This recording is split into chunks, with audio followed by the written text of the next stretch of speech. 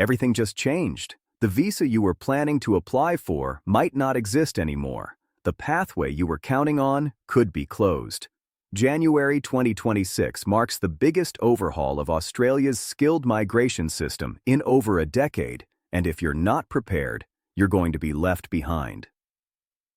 The new Skills in Demand visa is replacing programs that have brought hundreds of thousands of skilled workers to Australia. State nomination rules are being rewritten from scratch. Processing priorities are shifting. Point requirements are skyrocketing. And here's what terrifies me. Most people planning to migrate to Australia have no idea this is happening.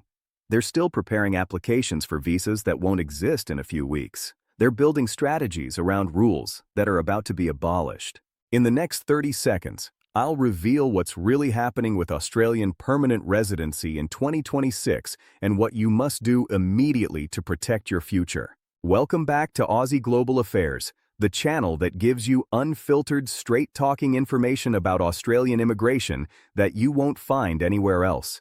I don't sugarcoat things. I don't sell false dreams, and I definitely don't tell you what you want to hear just to get views. What I do is give you the real information you need to make intelligent decisions about your future in Australia. If you're serious about Australian permanent residency, if you're investing time and money into this journey, if you want to stay ahead of the constant changes in immigration policy, then you need to subscribe to this channel right now. Hit that subscribe button, turn on all notifications, because in the world of Australian immigration, being even 1 week behind on information can mean the difference between success and failure. Today we're breaking down the most significant changes to Australian skilled migration that we've seen in years. The introduction of the new Skills in Demand visa, the restructuring of state nomination programs, the complete overhaul of occupation lists, and the new pathways to permanent residency that are opening up while others are closing down.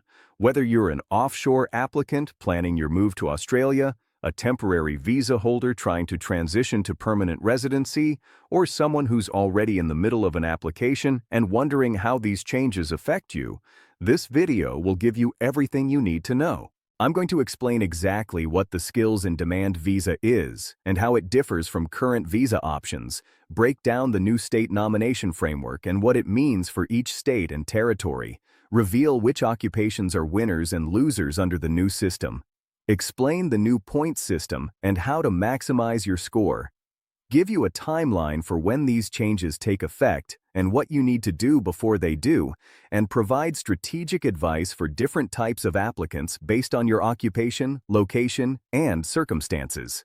By the end of this video, you'll have a complete understanding of the new Australian skilled migration landscape and a clear action plan for your specific situation.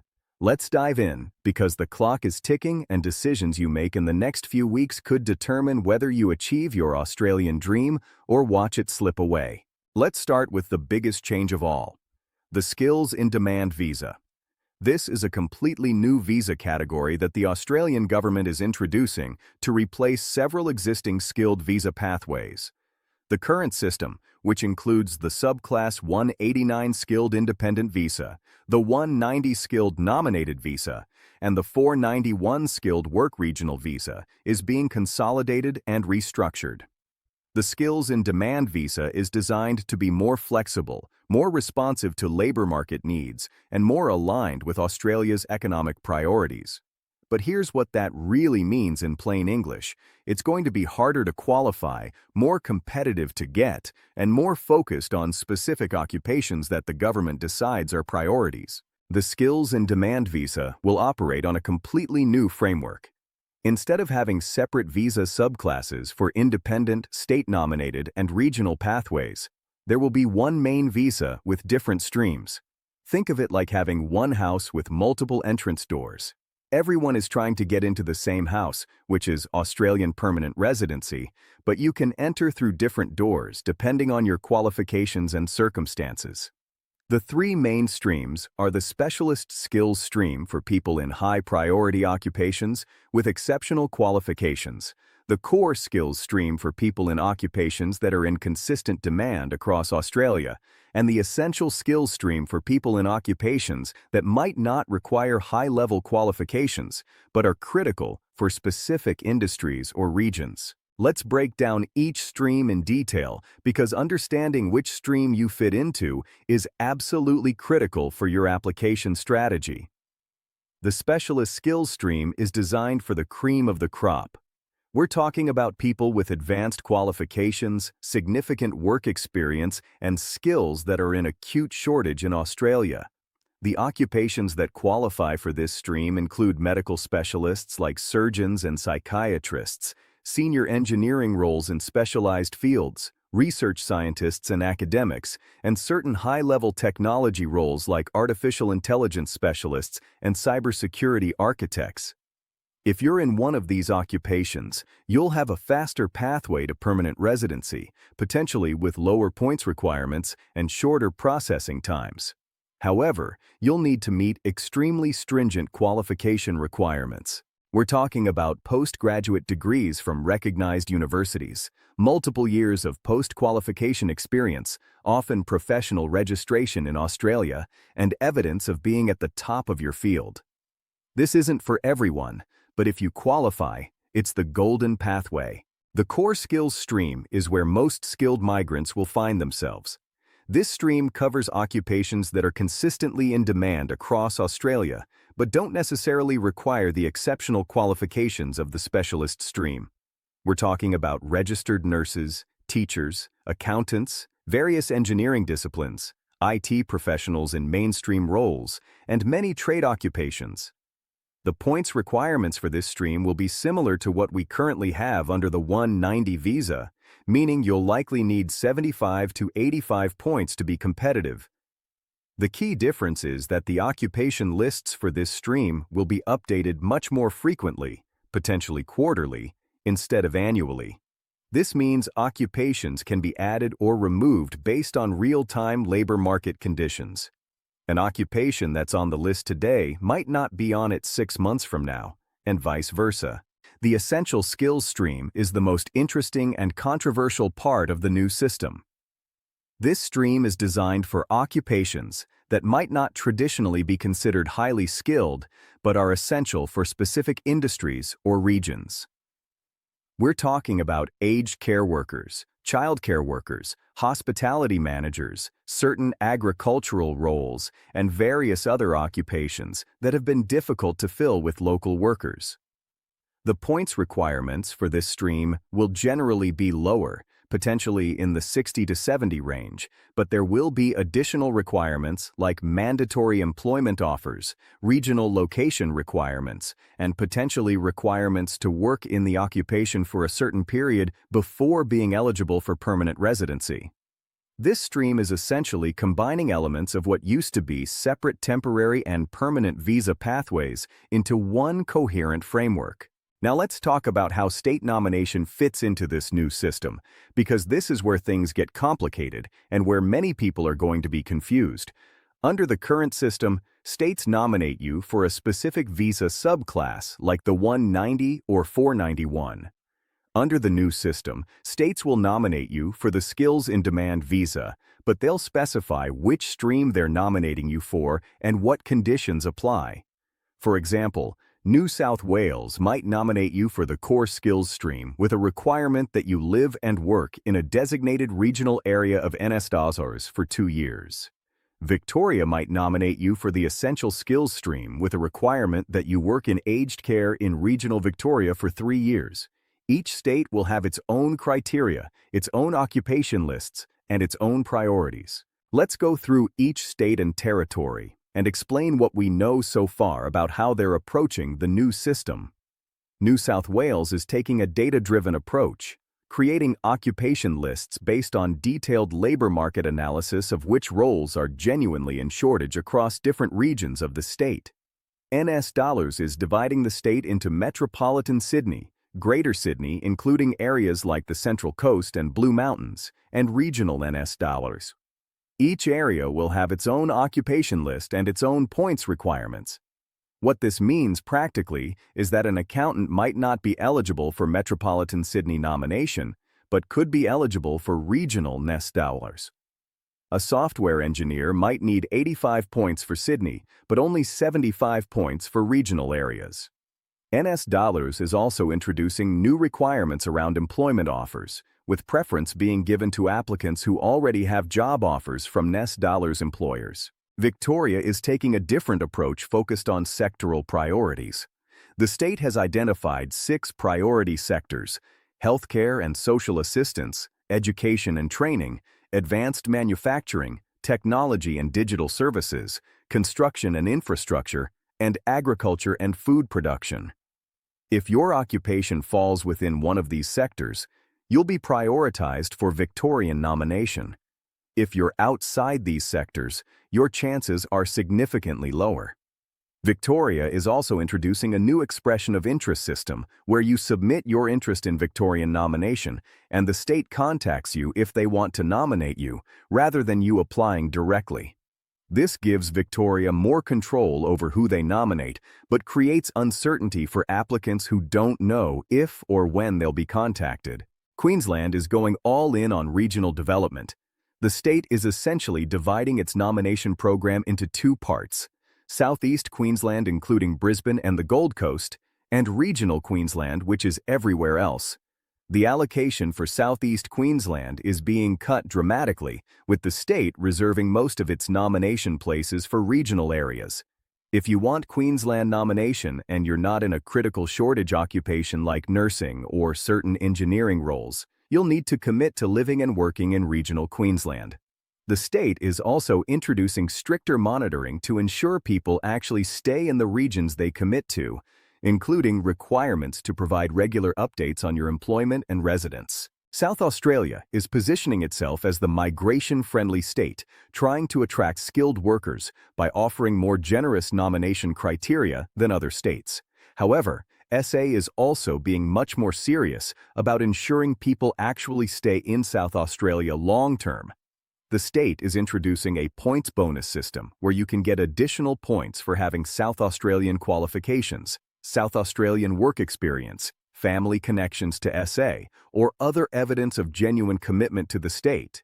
This means that if you're applying from overseas with no connection to SA, you'll be at a significant disadvantage compared to someone who's already studying or working in the state. Western Australia has essentially closed its offshore nomination program for most occupations. The state is prioritizing conversion of temporary visa holders to permanent residents, particularly people who are already working in WA and occupations on the state's shortage list. If you're offshore and hoping for WA nomination, unless you're in a very small number of critical occupations like medical practitioners or mining engineers, you need to come to WA on a temporary visa first and establish yourself here before you'll be considered for state nomination. WA is also introducing mandatory work experience requirements, typically requiring at least 12 months of WA work experience before you're eligible for nomination. Tasmania is continuing its focus on genuine regional settlement, but with much stricter compliance requirements. If you get Tasmanian nomination under the new system, you'll need to commit to living and working in Tasmania for at least 3 years, and the state will actively monitor your compliance. Tasmania is matching tax records, employment records, and residential address records to verify that you're actually living in the state. If you're found to be living elsewhere, your visa can be canceled, and you can face a 3-year ban on applying for future visas. Tasmania is also reducing its total nomination numbers and focusing on occupations that are genuinely in shortage in the state, particularly healthcare, aged care, education, and hospitality. The Australian Capital Territory has always had a small and selective program, and that's becoming even more selective under the new system. ACT is implementing a matrix system where applicants are ranked based on multiple factors, including occupation, qualifications, English language ability, Canberra connections, and more. Only the highest-ranking applicants in each occupation will be invited to apply for nomination. ACT is also introducing requirements around Canberra residency and employment, with strong preference given to people who are already living and working in the Territory. Northern Territory has the smallest program, but also one of the most straightforward. NT nomination is almost entirely based on having a job offer from an NT employer in an eligible occupation. The Territory has increased its minimum salary requirements, now requiring that your job offer pays at least $80,000 per year for most occupations. NT is serious about ensuring people actually stay in the Northern Territory long-term, and like Tasmania, they're implementing active monitoring and compliance measures. Now let's talk about the occupation lists, because this is where the rubber meets the road. Under the new system, there will be 3 main occupation lists: the Specialist Skills Occupation List for the Specialist Stream, the Core Skills Occupation List for the Core Stream, and the Essential Skills Occupation List for the Essential Stream. These lists will be updated much more frequently than the current lists, potentially every 3 months, based on labor market data. This creates both opportunities and risks. An occupation might be added to a list if there's a sudden shortage, giving people in that occupation a new pathway. But an occupation might also be removed from a list if the shortage eases, cutting off a pathway that people were counting on. Let's talk about which occupations are winners and losers under the new system. The biggest winners are healthcare occupations across the board: registered nurses, enrolled nurses, midwives, medical practitioners, allied health professionals like physiotherapists and occupational therapists, aged care workers, and disability support workers are all being prioritized heavily. If you're in any healthcare occupation, you're in the best possible position. You'll have multiple pathways available, lower points requirements, faster processing times, and strong support from federal and state governments. The second group of winners are trades occupations, particularly those related to construction and infrastructure. Electricians, plumbers, carpenters, bricklayers, and other trade workers are in high demand as Australia faces massive infrastructure projects and housing shortages. If you have trade qualifications and experience, you're highly sought after. The third group of winners are certain technology occupations, but you need to be in the right specialization. Cybersecurity specialists, data scientists, artificial intelligence and machine learning specialists, cloud architects, and software developers with in-demand programming languages are all doing well. But generic IT roles like business analysts, systems analysts, and IT support are becoming much harder. The fourth group of winners are education professionals, particularly early childhood teachers, and teachers in shortage subject areas like mathematics and science. If you're a qualified teacher in one of these areas, you have good prospects. Now for the losers, and this is where I need to be brutally honest with you. Business and administrative occupations are facing the biggest challenges.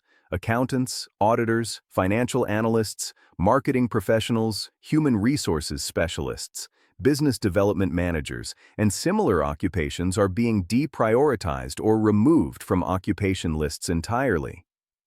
The government's position is that these are not shortage occupations and that there are sufficient Australian workers available. If you're in one of these occupations, you face a very difficult path to permanent residency unless you have exceptional qualifications and high points. Hospitality and tourism occupations beyond the essential skills stream are also struggling. While there are pathways for certain hospitality roles through the essential skills stream, traditional hospitality management and tourism roles are not being prioritized for permanent residency. Let's talk about the points system because there are significant changes here as well. The basic structure of the points system remains similar to what we have now, with points awarded for age, English language ability, work experience, qualifications, and other factors. However, the weighting of different factors is changing. Australian qualifications and Australian work experience are being weighted much more heavily. Under the new system, if you have an Australian qualification from a recognized institution, you'll get significantly more points than if you have an equivalent overseas qualification. Similarly, Australian work experience is worth more than overseas work experience, even in the same occupation. Partner skills are becoming more important as well. If your spouse or partner has their own skills assessment in a nominated occupation and competent English, you can claim substantial additional points. This could be the difference between being competitive and not being competitive. There's also a new category of points for community language ability. If you can speak one of Australia's designated community languages at a high level, you can claim additional points. The designated languages include Mandarin, Cantonese, Arabic, Vietnamese, Italian, Greek, and several others. Regional study and regional work experience are also being given bonus points under the new system. If you studied at a regional Australian university or have worked in regional Australia, you'll get additional points that can significantly boost your competitiveness. This is part of the government's broader strategy to encourage people to settle in regional areas, rather than concentrating in Sydney and Melbourne. The points threshold for receiving an invitation is also changing. Under the current system, 65 points is the minimum to be eligible, but in practice, you need 75 to 85 points to actually receive an invitation depending on your occupation. Under the new system, the minimum will remain 65 points for the essential skills stream, but it will increase to 70 points for the core skills stream and 75 points for the specialist skills stream. And these are minimums. In practice, you'll likely need to be 10 to 15 points above the minimum to be competitive. Let's talk about processing times because this is a major concern for everyone. Under the current system, processing times have blown out significantly, with many visa applications taking 12 to 18 months or even longer. The government claims that the new system will streamline processing and reduce wait times, but most migration experts are skeptical. The reality is that processing capacity hasn't increased significantly, but demand for skilled migration remains high. So even with a new system, you should expect processing times of at least 12 months from the time you receive an invitation to the time your visa is granted. For state nominations specifically, processing times vary enormously by state. Some states process nominations in 6 to 8 weeks, others take 4 to 6 months. Under the new system, states will have more flexibility in how they process nominations, which could mean faster processing for priority occupations, but slower processing for others. If you're in a high-priority occupation, you might see faster processing. If you're in a lower priority occupation, you might wait longer. Let's address the question that everyone wants answered. Should you apply now under the current system or wait for the new system? This depends entirely on your individual circumstances. If you're eligible to apply for a 190 or 491 visa right now and you have competitive points, you should apply immediately.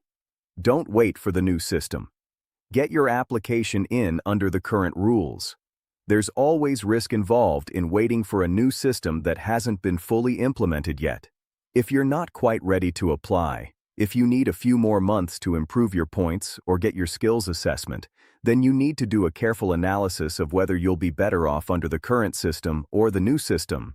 For most people in high-demand occupations, the new system will likely offer similar or slightly better prospects. For people in occupations that are being deprioritized, the current system might be your last chance for a while. This is why getting professional advice tailored to your specific situation is so important. A registered migration agent can analyze your circumstances and help you make the best strategic decision about timing. Let's talk about what happens if you've already applied for a visa under the current system. Generally speaking, applications that are in the system when the new rules take effect will continue to be processed under the old rules. This is called transitional arrangements, and it's standard practice when immigration laws change. However, there can be complications. If your application is still in progress when the new system starts and your occupation is removed from the occupation lists, it could affect your application even if you applied under the old rules. This is another reason why timing is so critical and why you should apply as soon as you're eligible rather than waiting. Now let's discuss some alternative strategies if the standard skilled migration pathways don't work for you. The first alternative is employer sponsorship. The 182 Temporary Skill Shortage Visa and the 186 Employer Nomination Scheme Visa don't rely on points or state nomination. They're based on having an Australian employer willing to sponsor you. These visas have their own challenges, particularly finding an employer willing to go through the sponsorship process, but they can be viable pathways if skilled independent or state-nominated pathways aren't working. The second alternative is using a student visa as a pathway to permanent residency. By studying in Australia, you can gain Australian qualifications that give you bonus points, Australian work experience through work rights on your student visa and post-study work rights, and potentially better English language scores through immersion in an English-speaking environment. Many people successfully use the study pathway to boost their competitiveness for skilled migration. The third alternative is exploring business and investment visas if you have the financial resources. The 188 Business Innovation Visa and the 182 Investor Visa offer pathways to permanent residency for people who can make significant business or investment contributions to Australia. These visas require substantial financial resources, typically at least several $100,000, but they're an option for people who have the means.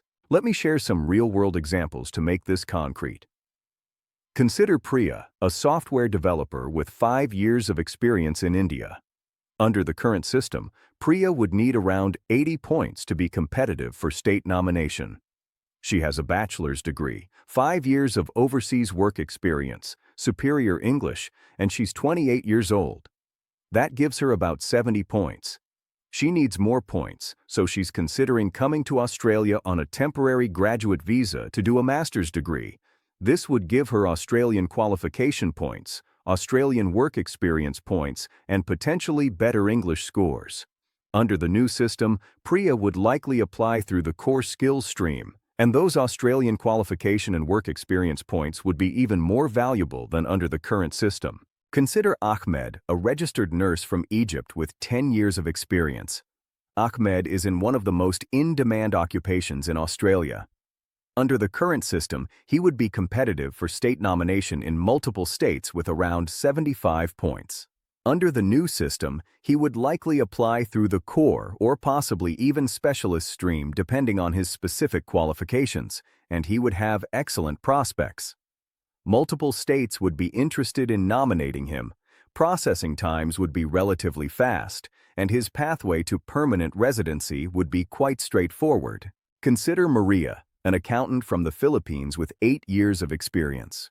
Under the current system, Maria faces significant challenges because accounting is no longer a priority occupation in most states. She has 75 points but struggles to receive an invitation because accountants need 85 or even 90 points to be competitive. Under the new system, Maria's prospects are even more challenging because accounting is being deprioritized further. Her best strategy might be to explore employer sponsorship, consider additional study to pivot into a related but more in-demand field like financial technology, or look at alternative visa categories entirely. We've covered an enormous amount of ground today, from the completely new skills and demand visa structure, to state-by-state changes, to occupation list updates, to strategic considerations for different types of applicants. The Australian skilled migration system is undergoing its biggest transformation in years, and these changes will affect hundreds of thousands of people around the world who are planning to make Australia their home. The key takeaways are these. The new skills and demand visa creates different streams for different types of workers. State nomination is becoming more competitive and more focused on genuine regional settlement. Occupation lists are becoming more dynamic and responsive to labor market conditions. Australian qualifications and work experience are more valuable than ever. And timing is absolutely critical because windows of opportunity are closing for many occupations and many applicants. If this video helped you understand what's happening with Australian skilled migration, smash that like button and share it with anyone you know who's planning to move to Australia. Subscribe to Aussie Global Affairs right now and turn on all notifications so you stay updated as these changes roll out over the coming months. Leave a comment telling me your occupation, your current points, and your target state, and I'll try to give you specific advice about your prospects under the new system. Thank you for watching, and good luck on your journey to Australian permanent residency. Claude is AI and can make mistakes. Please double-check responses.